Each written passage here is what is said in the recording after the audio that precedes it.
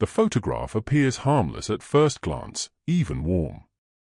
A young couple stands at its center, hands delicately intertwined, their expressions caught between pride and nervous joy. The year stamped faintly on the corner reads 1912. Lace spills down the bride's sleeves like frost, and the groom's posture is rigid, as if he were holding his breath when the shutter clicked. Behind them rises the family estate, tall, narrow, and immaculately composed, its windows dark with the quiet confidence of old stone. Nothing seems out of place. Not immediately. The longer one looks, however, the more the smiles begin to feel rehearsed. Guests line the edges of the frame, their eyes refusing the camera, gazes drifting instead toward the house looming behind them. The image carries a peculiar stillness, heavier than age alone can explain, as though the moment was not merely captured but restrained. It is only when the eye wanders upward, past the carved balcony, past the ivy clinging to the brick, that something unsettling emerges. In one of the upper windows, partially obscured by shadow, stands a shape. Not a reflection. Not a trick of light. A figure, unmistakably human in outline, motionless and watching. No records mention anyone inside the house that day. And yet, the figure remains, silent, patient, etched into the photograph as if it had been the historian found the photograph by accident, tucked inside a leather-bound registry that had not been opened in decades. The archive belonged to a once prominent family estate, recently donated to a regional museum after the last living heir died without children. Most of the materials were ordinary, land deeds, correspondence about rail investments, household ledgers yellowed with age, but the photograph slipped free as the book was lifted, landing face up on the table as though placed there intentionally. At first glance, it appeared almost cheerful, an unexpected warmth among the dust and silence of the archive room. It was a wedding portrait, formally composed, unmistakably early 20th century. The date 1912 was handwritten in careful ink along the lower edge. The bride and groom stood at the center, framed by relatives and friends arranged with the rigid symmetry common to the era. The bride's dress was immaculate, lace detailed enough that the individual threads were still visible despite the photograph's age. The groom wore a dark suit that absorbed the light, his hand resting stiffly atop hers. The historian noted the clarity of the image immediately. It had been preserved with unusual care, as if someone had ensured it would survive longer than the rest. What unsettled him was not anything obvious. It was the feeling that accompanied the longer examination, a faint pressure behind the eyes, the sense that the photograph resisted being read as a simple celebration. Weddings of that period often carried solemn expressions, long exposure times demanded stillness, but this was different. The smiles did not soften with familiarity. They seemed held in place, stretched thin, as though joy were an expectation rather than a truth. The bride's eyes were sharp, alert, angled slightly away from the lens. The groom's jaw was clenched, his posture unnaturally rigid, shoulders drawn back as if bracing. The guests, too, felt wrong. Their faces were clear enough to study individually, yet none seemed fully present. Several stared not at the camera but past it, their gazes skewed toward the left edge of the frame. Others looked downward, expressions caught between discomfort and restraint. One elderly woman near the back appeared to be gripping her shawl with unnecessary force. A young boy's mouth was open, as if interrupted mid-breath, his eyes wide with something that did not resemble curiosity. The historian leaned back, unsettled by how little joy the image conveyed despite its subject. He had seen thousands of archival photographs, many from periods marked by hardship, yet even those often carried a spark of defiance or relief. This photograph felt suspended, not celebratory but anticipatory, as if something just outside the frame demanded everyone's attention. The estate behind them loomed tall and narrow, its stone facade immaculate, windows dark and reflective. The building dominated the composition, occupying more space than necessary, its presence heavy and unavoidable. He reached for the archive notes, expecting to find context, perhaps a tragedy that followed, something that would retroactively explain the tension. But the records were sparse. The marriage was noted without comment. No mention of scandal, no recorded disputes, no indication that the day was anything but routine.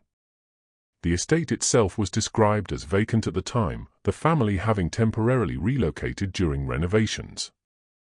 That detail caught his attention. Vacant houses had a way of imprinting themselves on photographs, lending an emptiness that could feel accusatory. Returning to the image, he noticed how several guests stood slightly angled, as though subtly turned away from the house, while others seemed drawn toward it against their will. The composition felt unbalanced in a way that could not be explained by chance. The longer he studied the faces, the more he sensed a shared awareness among them, a collective unease that bound them together more tightly than joy ever could. It was as though they were all participating in a private understanding, one the camera was never meant to capture. The historian adjusted the lamp, letting the light skim across the photograph surface. The shadows deepened, revealing textures he had missed before. Fine cracks in the emulsion suggested it had been handled often, removed from albums and returned again, as if revisited repeatedly over the years. This was not the behavior associated with fond remembrance. It felt more like checking, like reassurance that something had not changed. He began to catalogue the individuals, making notes in the margin of his ledger. Bride unknown. Groom unknown. Guests unidentified. For a family once so meticulous in its records, the absence of names felt deliberate. Names preserved legacy, their omission erased it. The historian wondered who had decided this image should survive when so little else did, and why no one had thought to explain it. As he studied the photograph further, a subtle detail emerged that tightened his focus. The guests' shadows did not align as expected. Light appeared to come from more than one direction, casting faint, conflicting outlines at their feet. It was a technical inconsistency that should not have been possible given the equipment of the time. He dismissed it at first, attributing it to aging or reproduction, yet the discrepancy persisted the longer he examined it. There was also the matter of space. The group stood farther from the house than was typical for such portraits, leaving an unusual stretch of ground between themselves and the entrance. It felt intentional, as though they were maintaining a boundary. The historian found himself counting steps, estimating distances, imagining the photographer positioning them carefully, perhaps at someone else's insistence. By the time he realized he had been staring at the photograph for nearly an hour, the room had grown noticeably colder. He set the image aside, yet the sensation did not fade. Something about the wedding portrait resisted closure, refusing to be filed away as a simple artifact of the past. It lingered in the mind, not as a memory of happiness but as evidence of a moment when everyone present knew more than they were willing, or able, to reveal. The discovery of the figure did not happen immediately, and that delay would later trouble the historian more than the figure itself. After cataloguing the photograph, he requested a high-resolution scan, intending to preserve it digitally before returning it to storage. The imaging lab treated it as routine, placing the photograph beneath calibrated lights, feeding it through equipment designed to pull detail from even the most degraded emulsions. When the scan arrived in his inbox the following morning, it appeared no different at first glance, crisp, well-balanced, unremarkable beyond the unease he already associated with it. He enlarged the image gradually, working methodically from the faces outward, checking fabric textures, architectural lines, the grain of the stone behind them. The clarity was unsettling. Every crease in the bride's dress, every wrinkle in the groom's cuffs, even the uneven mortar between the bricks of the estate stood out with almost unnatural precision. It was when he began examining the windows that something resisted interpretation. The upper floor windows were dark, as expected. Old glass often reflected light poorly, absorbing it into a dull sheen. He adjusted the contrast slightly, then more aggressively, isolating shadow from structure. In one window, near the far corner of the house, the darkness shifted. What had seemed like uniform shadow resolved into layers, depth where none should exist. He leaned closer, his breath fogging the screen briefly before he noticed he was holding it. The shape was faint, almost apologetic in its presence. A vertical mass, darker than the surrounding shadow yet edged with a suggestion of contour. He assumed at first it was damage to the photograph, a chemical stain or a flaw in the glass plate negative. But as he toggled between the original scan and the enhanced version, the shape remained consistent, anchored to that one window, unaffected by changes elsewhere in the image. He isolated the window and magnified it further. Pixels bloomed, grain asserting itself, but the form held. It had proportion. A narrow upper section tapering into broader shoulders, a subtle narrowing again at the waist. No clear features, no face, but unmistakably human in outline. It stood just behind the glass, as though close enough that the window pane separated it from the world outside by only inches. A chill crept through him, not sudden but cumulative, like the slow realization that one has wandered somewhere unintended. He checked the estate records again, this time with renewed urgency. Renovation permits, temporary relocation notices, correspondence confirming the house was empty on the wedding day. Servants dismissed. Family absent. No one listed as occupying the upper floors. The photographer's notes, sparse as they were, made no mention of anyone inside. There was no practical explanation that satisfied the evidence in front of him. He searched for reflections. Old glass could act unpredictably, capturing the shapes of trees, clouds, even the photographer himself. Yet the angle was wrong. The figure did not distort like a reflection, did not mirror anything present in the foreground. Its darkness absorbed light rather than scattering it. He adjusted brightness, then inverted the image, watching the figure persist through every transformation, as if it existed independently of the photograph's surface. The historian felt a creeping sense of intrusion, as though by enhancing the image he had crossed a boundary never meant to be approached. The figure had not announced itself, it had waited. In the original photograph, it was nearly invisible, a suggestion at best. Only when the image was scrutinized, dissected, interrogated, did it reveal itself fully. The thought unsettled him deeply. It suggested intent, patience, and understanding of being overlooked. He printed the enhanced window on archival paper and laid it beside the original photograph. The contrast was undeniable. In the original, the window was merely dark. In the enhancement, it was occupied. He called a colleague from conservation, careful not to frame his request in alarming terms. She examined the print quietly, her expression tightening in stages. When she finally spoke, she chose her words with professional caution, noting the absence of known artifacts that could produce such a shape. She suggested environmental contamination, lens anomalies, anything that did not require acknowledging what both of them were seeing. After she left, he returned to the screen and stared again at the figure. The longer he looked, the more it seemed to lean forward, though he knew this was impossible. It was fixed, bound to a single moment in 1912, and yet it carried a presence that felt current, active.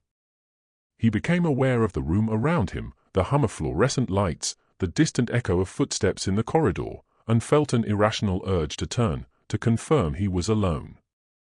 He checked other photographs from the same collection, hoping to contextualize the anomaly. There were exterior shots of the estate taken years later, interior photographs of empty rooms, staircases, windows captured from different angles. None showed anything like the figure. The windows were always empty, reflective, inert. Only the wedding portrait contained it, as though that day alone had allowed it to be recorded. Late that evening, he compared the enhanced window to the faces of the guests. An uncomfortable alignment emerged. The figure's position corresponded to the direction of several guests' gazes, the subtle angles he had noticed earlier. They were not looking randomly. They were looking toward that window. The realization tightened his chest. The photograph had not merely captured a hidden presence, it had documented a shared awareness of it. He minimized the image, intending to shut down his computer, but his cursor hesitated. Before closing the file, he zoomed in one last time, focusing on the lower edge of the window. There, barely visible, was a faint smudge against the glass, as if something had rested a hand there, leaving behind the suggestion of contact that had never fully faded. The letters surfaced quietly, without ceremony, hidden among a bundle of household correspondence that had been misfiled under accounts payable. The historian found them days after the discovery of the figure, while combing through materials he had previously dismissed as irrelevant. They were small envelopes, their edges softened by time, addressed in a careful hand that favored restraint over flourish. The return address matched the estate. The recipient's name belonged to a woman whose maiden name aligned with the bride in the photograph. At first, the letters appeared unremarkable. Domestic concerns filled the early pages, fabric orders delayed by rain, the discomfort of summer heat trapped within stone walls, polite inquiries about family health. The tone was measured, almost dutiful, as though the writer were conscious of being read even in private.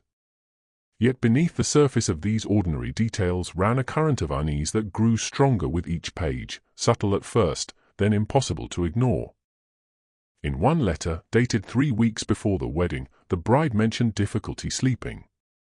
She wrote of the house feeling awake at night, a phrase that struck the historian as oddly chosen. She did not describe noises or disturbances, only a sense of presence, as if the walls themselves were attentive. She apologized immediately for the thought, dismissing it as nerves, blaming the coming ceremony, the expectations placed upon her. The apology felt automatic, rehearsed, as though she had learned to minimize such observations before anyone else could. As the letters continued, the language shifted. References to the upper floors began to appear, always indirect. She wrote of avoiding certain corridors after dusk, of keeping lamps lit longer than necessary. In one passage, she described standing in the garden at twilight and feeling compelled to look upward, toward a particular window. She did not explain why. She simply wrote that once she noticed it, she could not stop noticing it, and that the sensation followed her indoors. The historian read slowly, carefully, resisting the urge to jump ahead. The letters were not confessions, they were attempts at control. Each time the bride acknowledged her fear, she countered it with rational explanations. Old houses settle, shadows shift, imagination thrives in solitude. Yet the repetition betrayed her. The same window appeared again and again, always unnamed but unmistakable. She wrote that it seemed darker than the others, even in daylight, and that no matter where she stood outside, it felt as though something inside was aligned precisely with her position. One letter, written 10 days before the wedding, abandoned subtlety altogether. The bride confessed that she believed she was being watched. Not by a person she could see, but by something that understood her movements, that anticipated them. She described the sensation of being followed room to room without footsteps, of pausing on staircases because proceeding felt like entering someone else's space. She admitted she had tried to confront the feeling by standing directly beneath the window, staring upward until her eyes watered, daring whatever might be there to reveal itself. Nothing did. That absence, she wrote, was worse than confirmation. It suggested restraint. She questioned whether the house had always been this way, whether others had sensed it and chosen silence. She wondered if marriage would change anything, if filling the estate with guests might dilute whatever attention she had drawn. The historian noted the careful phrasing. She did not write of banishing or escaping the presence. She wrote of avoiding it, distracting it, as though it were something that could be negotiated with. The final letter in the sequence was dated the morning of the wedding. It was shorter, the handwriting tighter, the margins narrower, as if time or composure had been in short supply. She wrote that she had dreamt of the window the night before, dreamt of standing inside the room behind it, looking out through the glass at herself below. The perspective shift disturbed her deeply. She wrote that the dream felt instructional rather than symbolic, that she woke with the certainty that she had been shown something rather than imagined it. She ended the letter by stating she would not enter the house alone again after that day. The wording was precise. Not that she would leave the house or refuse to live there, but that she would never be alone inside it.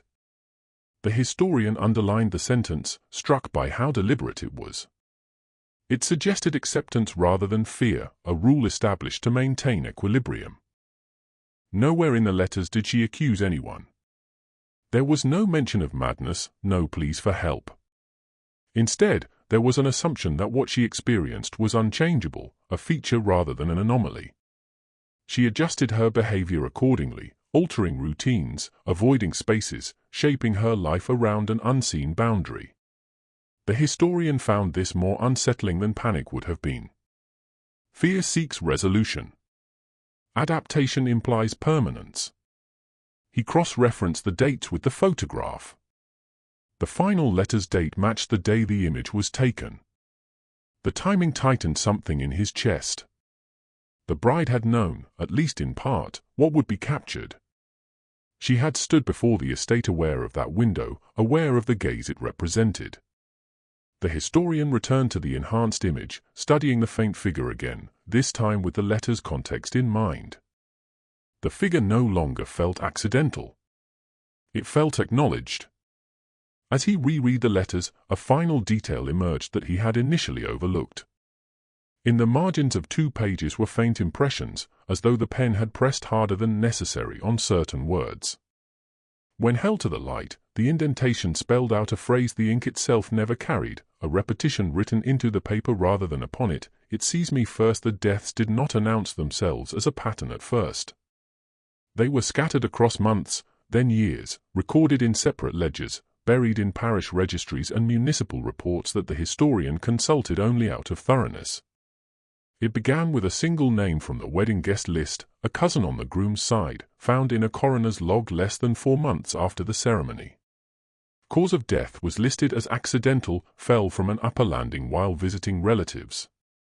The note attached mentioned confusion, disorientation, the man insisting moments before the fall that someone was standing where no one could be seen.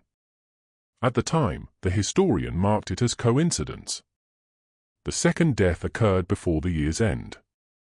An elderly aunt, photographed near the back of the wedding group, passed away in her sleep. The attending physician attributed it to age and a weak heart, yet a marginal note in the household account mentioned her refusal to sleep in her bedroom during her final weeks. She had taken to resting in a sitting chair by the fire, claiming the upstairs rooms felt crowded. No one had thought to question what she meant by that. It was only when a third name appeared that the historian began to feel the weight of accumulation.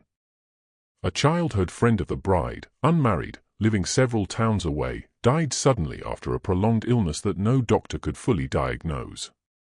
Her letters, preserved by distant relatives, described recurring nightmares of windows that watched her.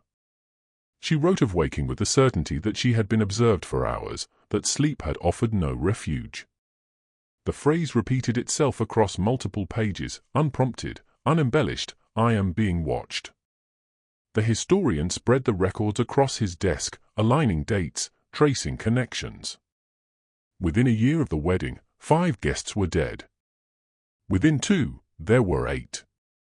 The causes varied: falls, fevers, heart failure, but the accompanying account shared an unsettling consistency.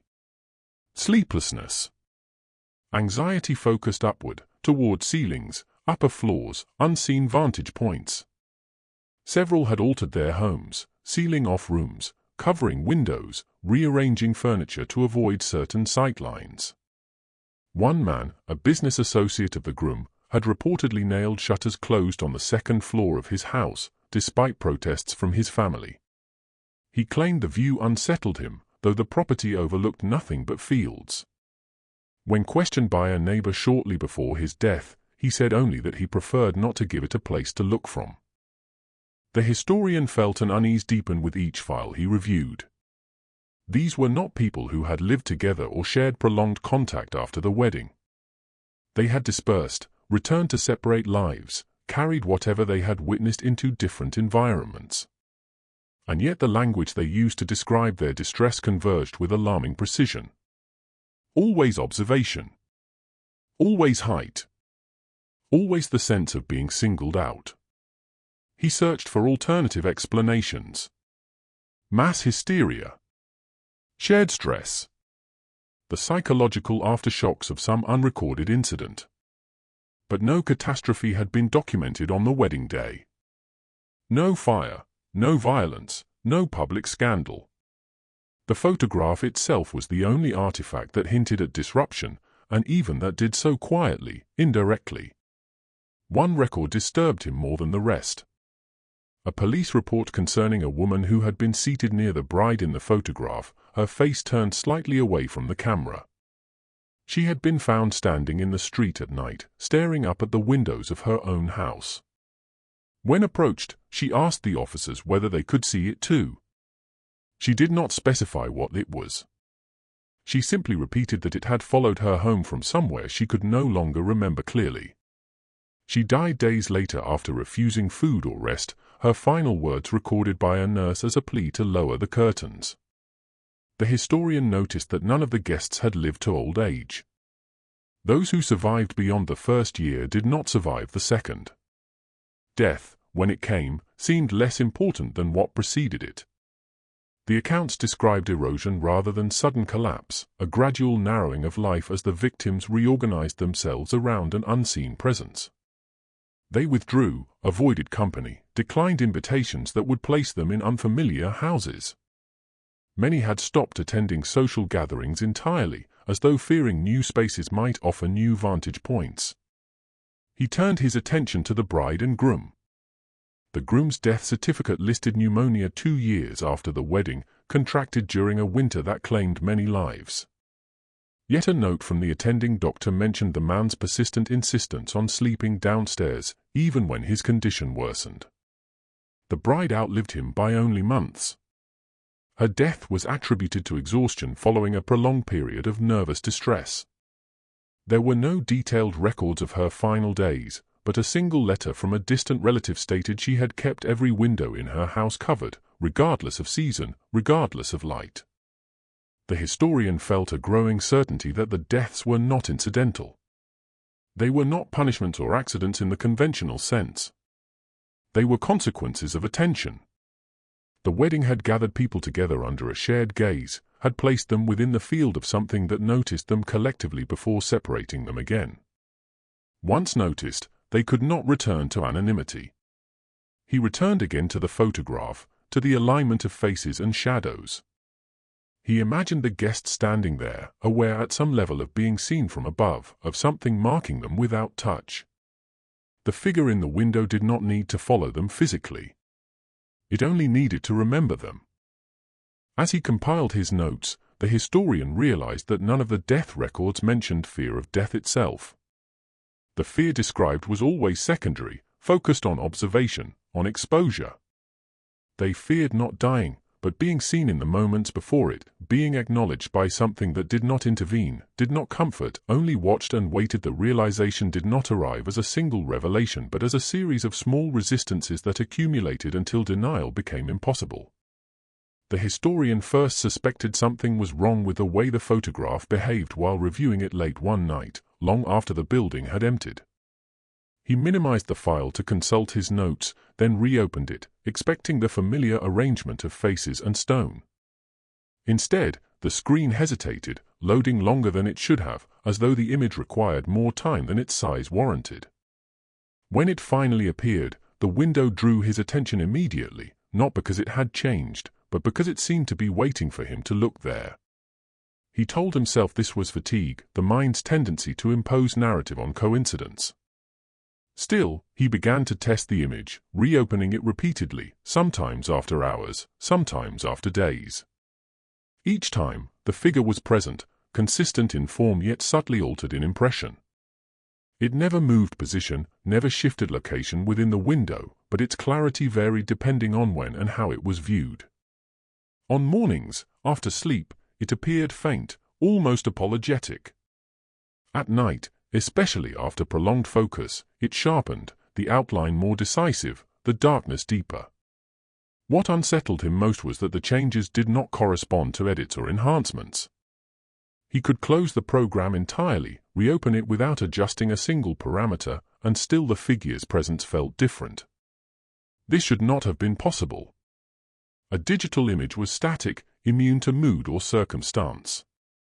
Yet this one behaved as though it responded to attention, as though observation itself were a variable. He shared the file with a colleague at another institution, sending it without context, asking only for a technical opinion. The colleague responded hours later, puzzled but unconcerned, noting nothing unusual beyond a possible artifact. When pressed to look again, she hesitated, then admitted the window felt busier than she remembered. By the next day, she claimed she could no longer see anything at all. The historian checked the file himself immediately. The figure was there, unchanged. This discrepancy repeated itself with others. Some saw nothing. Some saw something once and never again. A few described the figure unprompted, matching its outline with unnerving accuracy. When asked to describe when they noticed it, their answers aligned more closely than chance allowed. They had been looking for it. Not consciously, but with a certain quality of focus, the kind that comes from expectation rather than curiosity. The historian began to suspect that the figure did not belong to the photographs passed in the way ordinary subjects did. It was not simply captured by the camera in 1912. It was activated by viewing. The idea felt absurd, yet it accounted for what he observed. The figure did not exist independently of being seen. It emerged through attention, through the act of looking, as though the photograph were less a record than a threshold. He tested this theory cautiously. He placed the photograph in storage, sealed within an archival sleeve, unviewed for several days. When he retrieved it and opened the file again, the figure was faint to the point of near invisibility. Relief washed through him, quickly followed by something colder. As he continued to stare, adjusting nothing, the outline strengthened. The longer he remained focused, the clearer it became, as though the act of recognition were feeding it. Sleep became difficult after that. He dreamed of the window often, always from different angles. Sometimes he stood outside the estate, watching the figure watch him. Other times he stood inside the room behind the glass, looking out through the window at a crowd that included his own waking self. These dreams did not feel symbolic. They felt instructional, echoing the bride's words from her final letter. He noticed changes in his daily habits. He avoided sitting with his back to open space. He found himself glancing upward in unfamiliar rooms, mapping windows without meaning to. When he caught his reflection in dark glass, his first instinct was not recognition but verification, checking that nothing stood behind him. The photograph was no longer confined to the archive or the screen. It had begun to influence how he occupied space. The final confirmation came unintentionally. While preparing a lecture, he projected the photograph onto a large screen, intending to discuss early 20th century portraiture. As the image expanded, a murmur rippled through the small audience. He stopped speaking. From the back of the room, a student asked who the man in the window was. The historian felt his mouth go dry. He had not mentioned the figure. He had not enhanced the image. Yet there it was, visible at scale, undeniable. When the lecture ended, he returned alone to the hall and projected the image again. The figure was gone. The window was empty, dark, inert. He felt a surge of conflicting emotions, relief, confusion, loss. It returned only after several minutes of sustained focus, reasserting itself gradually, patiently, as though responding to an invitation it had learned to recognize. By then, the conclusion was unavoidable. The figure did not belong exclusively to 1912. It was not trapped in the moment of the wedding. It existed in the act of viewing, bridging past and present through attention. Anyone who truly saw it became part of its continuity, extending its relevance forward in time. The wedding guests had not been haunted in the traditional sense. They had been acknowledged, singled out by something that did not need to follow them physically because it traveled through awareness. As the historian closed the file that night, he understood with a clarity that left no room for comfort that the photograph was no longer merely an object of study. It was a mechanism. Each viewing renewed it, each recognition strengthened it, and the figure in the window was not waiting in the past but in the moment someone finally noticed it. Looking back weeks later, the historian received a digitized copy of a newly donated photograph from a private collection, another early 20th century wedding, unrelated by name, place, or family. He opened it absent-mindedly, expecting nothing more than lace, stiff collars, and forgotten faces. The moment the image loaded, his breath stopped. The composition was different, the building unfamiliar, but the arrangement was unmistakable. Smiling figures in the foreground. A tall house behind them. And in an upper window, just off-center, the same dark outline waited, unchanged by time, unmoved by distance. His hand shook as he checked the date. 1914. He closed the file, heart pounding, then reopened it. The figure remained. Not sharper, not closer, just present. As if it had never left. As if it had learned. That night, unable to sleep, he opened his laptop one final time, intending to document everything, to warn someone, anyone. Before writing a single word, he caught his reflection in the blackened screen. For a moment, it didn't line up correctly. His reflection stood where it should, but behind it, faint and tall, another shape aligned perfectly with his movements. When he finally understood why none of the guests had survived, why the figure only appeared when observed, why it never needed to move, the room felt unbearably small. Because the photograph had never been the trap. It was the invitation.